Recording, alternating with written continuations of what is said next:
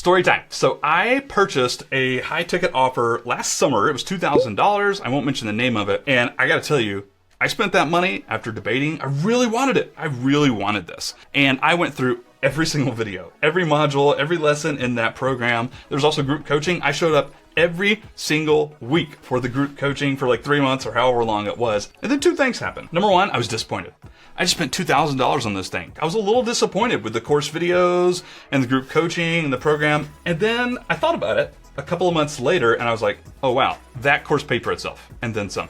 Like easily. Like I may have been disappointed with the videos and the group coaching. I spent $2,000. It did pay for itself. Okay, that's interesting. One question. Would I have gone through every lesson, every module, showed up for the group coaching if it were $200? The answer is no. Last week, I got an email and I heard from a friend of mine who I trust that they were slashing all their prices on all their products and services and stuff like that, like 40, 50%. My gut instinct was like, no, I disagree. No, more of us should like raise our prices. We can't be scared to charge what things are worth and yada, yada. But then Smart Pete kicked in a little bit and I asked myself, can lowering prices be strategic and not just imposter syndrome? And the answer is yes. And there are two sides to this pricing coin that I want to go through right now. I want to talk about the two pricing demons. And then I'm going to go through some pros and cons. This will actually be really helpful, by the way, so keep watching. And what I like to call the no-brainer or Tesla approach to pricing. All right, before we get tactical, we actually have to talk about the two pricing demons. Number one, my stuff isn't worth that. This is me, by the way. I'm a chronic undercharger, not because I've been really logical and objective with setting low prices, but because I have had a fear of charging people for money. Imposter syndrome. You're not an expert. There are already, multiple products out there. There are already multiple courses out there on this. The world doesn't necessarily need mine. Why would I charge this much money? It's not worth that. Or I'm not worth that. This is imposter syndrome. This is fear. Again, I'm not talking about strategically pricing your products at a lower price point. I'm talking about you're actually scared of charging people money for things. This is me. This is what I've suffered from in the past. And it's taken me years and I feel like I've almost got over it. And then my friend slashed her prices and made me question everything. But we'll get to that in just a second. The second demon on the other shoulder is the whole, I'm worth $50,000 an hour. You ever seen this thing? People tell you to calculate your EHR, effective hourly rate. And people sometimes go a little wild. The first thing out of their mouths when you talk to them about your hourly rate is like, I'm worth $1 million an hour. I'm worth $10,000 an hour. No, actually, you're not. You're worth not 1 cent more than what the market will pay you, what your customers will pay you for your products and your services and your coaching or whatever. The point is, some people suffer from both. Some people suffer from one or the other, but there are these two demons that says like, I'm worth, this is a $5,000 product. And if you can't see that, then it's not for you. Well, that's also based on some emotion, not just logic and objectivity. Or the opposite, this is not worth that. I am not worth that. I have a hard time charging people money for things based on emotion, not logic and objectivity, which is what I want to talk about right now and what I like to call the no-brainer or Tesla model for pricing stuff. There's this book, Influence by Robert Cialdini. It tells a story, and I'm going to butcher it right here. There was a gift shop owner out in Arizona somewhere. They sold like novelty gifts and jewelry and, souvenirs and stuff like that. Well, they had this rack of like necklaces or something for years, and they just couldn't sell them, right? They were marked at like, I don't know, 30, 40 bucks, 20 bucks or something like that. And the store owner was going out of town one weekend and she told her store manager, get rid of these things. Let's mark these down like 20% off or down to like $2 or $10 or something like that. Let's get these things out of here, right? So she goes on vacation, she comes back and she sees the empty display case. Oh, sweet. What happened? This is awesome. And then the store manager says, actually, we put in an extra zero right there. So instead of $20, they were actually marked up at $200. And we still sold out. Now, what is this here? What's going on with this little story that Robert shares in this book? I happen to believe this, human beings perceive things more expensive as being more valuable. And not only that, but we want them more. We desire to be luxurious. We desire to have status in our community and in our friends. We want to be the online entrepreneurs that pay $3,000 for this program or whatever that is. We see those things as more valuable and we see them as more desirable. This is what I like to call the Tesla factor. And I just made that up right now because I really want a Tesla. And actually Teslas have gotten a little bit more affordable. I could call it the Lamborghini factor. I'm a car guy. I want a Tesla so bad. Not just because it's electric, not just because it's, kind of speedy and fast. I just want one. They are nice. They're cool. They are expensive. They are a luxury item. And I want that. I want that. Now, let's take the other side of the coin. Last year, I heard of something called Tiny Offers, a slow funnel. I actually made some YouTube videos about it. You can go check that stuff out. But the point is, these are very low priced offers, like literally $50 or less. Mine was $27. And you can even do them like $17 or $9 or $11 or whatever. Tiny offers as a marketing strategy to run Facebook ads and have the Facebook ads pay for themselves. That's what a self-liquidating funnel is. You run ads, and then there's, a little small tripwire offer or small price point that pays for itself, whatever. That did really well for me. And by the way, a bunch of other people. I still love the slow funnel strategy. These tiny, small priced products. The reason they work is because that is a no-brainer. You don't just stack up like one little PDF for these offers. There's like lots of PDFs and a few bonuses and maybe even some courses involved. But those are all bonuses. Those are all included for this tiny price tag of only $17 or like $9 or whatever. Those work for a reason. It's a no-brainer purchase. I don't have to go talk to my wife to pull out the credit card to buy a $27 offer. I can just buy it. Luckily, my wife just loves me this month. If I were purchasing a $3,000 program, or if I were buying a Tesla type of product, I would have to go talk to my wife. I'd have to bring this up, and I have to budget for it, and I have to save for it, etc. But these small, tiny offers, I can just go. I'm like, oh, you know what? This looks kind of interesting. I may or may not use this right now or come back to it in 6 months, but I'm just going to buy it anyways. It's a no-brainer deal. No-brainer, small priced.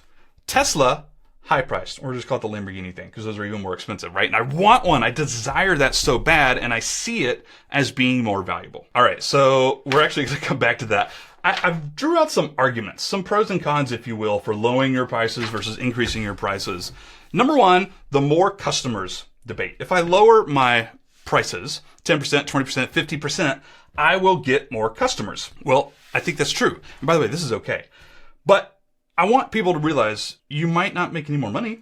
More customers doesn't necessarily mean more money. Getting 1,000 customers at $17 for a thing, or getting 10 customers at $1,700 program, or whatever that math is, right? More customers doesn't necessarily mean more revenue. That's number one. And I'm also going to be honest with you, more customers means more customer service, more emails, more things breaking, more I didn't get my products, more charged card failures, like payment capture failures. You get to follow up with people, a lot more customer service and a lot more admin work. But again, I don't want to discount this as being all bad. More customers is a good thing. That's what the slow funnel does. You lower your prices to get more customers into your brand, into your email list, into your funnels and that sort of stuff.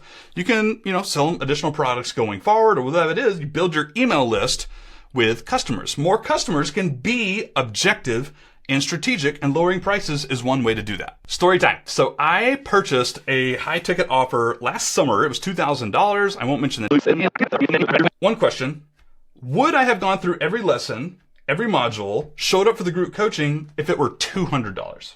The answer is no. And the reason I know that is because I paid for a lot of $200 courses and not gone through them, not watched the videos, not gotten the value, not trusted what the creator said. My big point here, sorry for rambling, is that we get more out of something when we pay more for it, especially several $1,000s. We are going to use that thing. When you buy a car, you're like, I'm using this sucker. I'm driving this sucker till the wheels fall off. You don't buy it and never use it. Maybe that's a bad example. The point is, we assign more value to things that are expensive, and we also want to get our money's worth. I would not have gone through all those videos, modules. I would not have gone through the group coaching if that thing were $200. I would not have. But because it was $2,000, I went through it all and was disappointed, and then later realized, wow, I actually, more than made my money back. That is the case for increasing your products. If you actually want people to see success from your products, you should think about increasing the price, because people will pay more attention to it. You will get fewer customers, but the customers you get will watch your videos, they'll read your stuff, they'll take your advice and take action on it. That is a really strong point for having higher tier offers or just increasing prices all around. Storytime number 3, Blogger U. The first time I launched Blogger U, it was a collection of all my courses, and you can even go watch the video to this day. The promo video is still up. I used to use words like, you shouldn't have to pay a ton of money for each and individual course. This is why I'm bundling all my courses, and you can get a course on SEO and Facebook ads and Pinterest and all this sort of stuff. You shouldn't have to pay. My customers shouldn't have to pay this money for this information. Idealistic opinions. This should not have to cost this much money.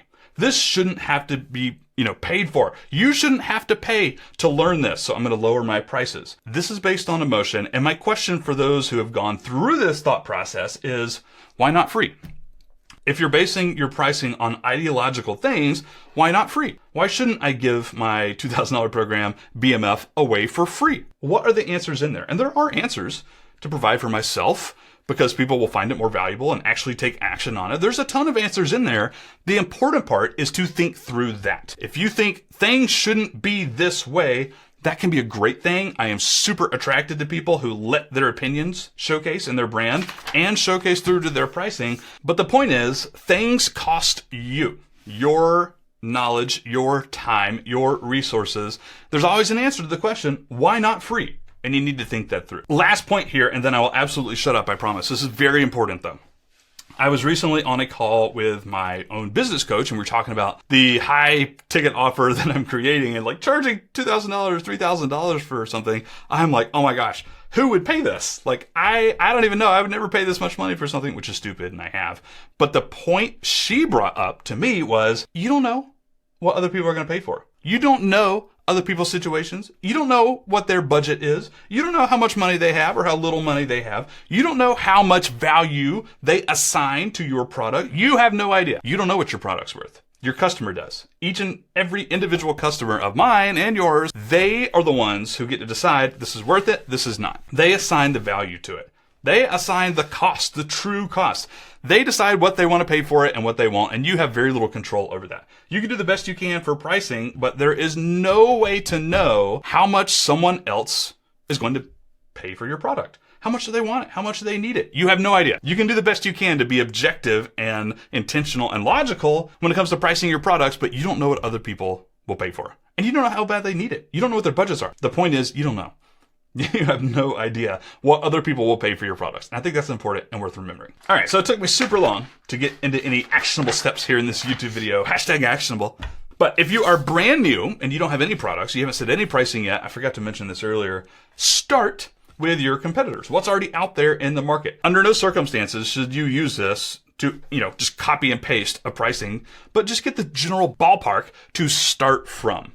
Just the huge range of products and prices out there just to start from. That's all. Then you have to remember the 2 pricing demons, and you have to slay them. The thoughts and feelings based on emotion, not logic or objectivity. I am not worth this. This is not worth this. I'm scared. I have imposter syndrome. Or just I'm just going to put this out for $5,000 and that's it. I'm worth that.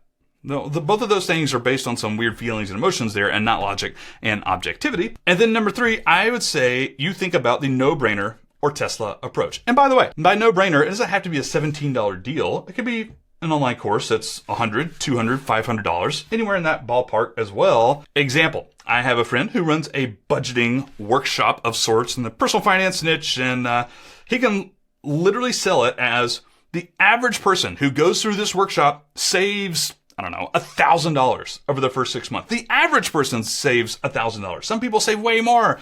The cost of the workshop, $200, $400, $500. That's a no-brainer thing. My point with the no-brainer approach is that it needs to be easily apparent that what you are charging is easily worth it. It's a no-brainer offer. Whether it's $5 or $500, it's easily worth it. It's a no-brainer thing. Those are hard to create, by the way. I'm not discounting that, but you should price it according to that.